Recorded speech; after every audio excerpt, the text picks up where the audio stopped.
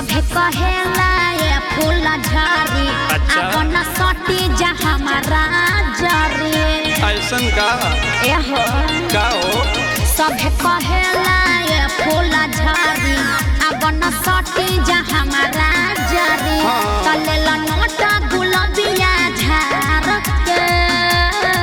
का देखतो जी तू कनखी मार के रख देलू जियरवा जार के कर जवा फाड़ के चुप रहा कद खावे लहंगा उघार के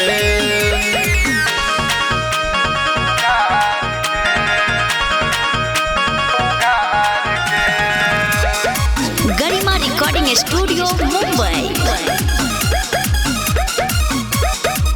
होठ मेरे गुलाबी गुलाबी नैना मेरे शराबी है सही में हो गए मदहस जो तुम इसमें तेरी खराबी है तुम लगते ही वैसे हो समझे हाँ जी होठ मेरे गुलाबी गुलाबी नैना मेरे शराबी है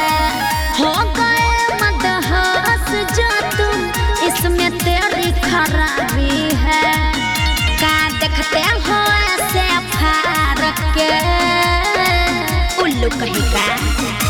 तू कनखी मार के रख देलू जियरवा जार के कर जवा फाड़ के कद खावे लहंगा उघार के कद खावे लहंगा उघार के गरिमा रिकॉर्डिंग स्टूडियो मुंबई संत साजन विपिन बिहारी दालो नहीं गलेगी ऑर्केस्ट्रा की रानी हूँ मैं किसी की नहीं चलेगी सही बात पाओ क्या समझे संत साजन विपिन बिहारी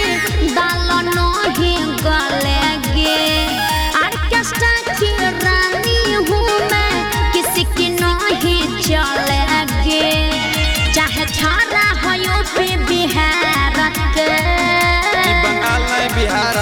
बात बुझाई कनखी मार के का रख देलू जियरवा जार के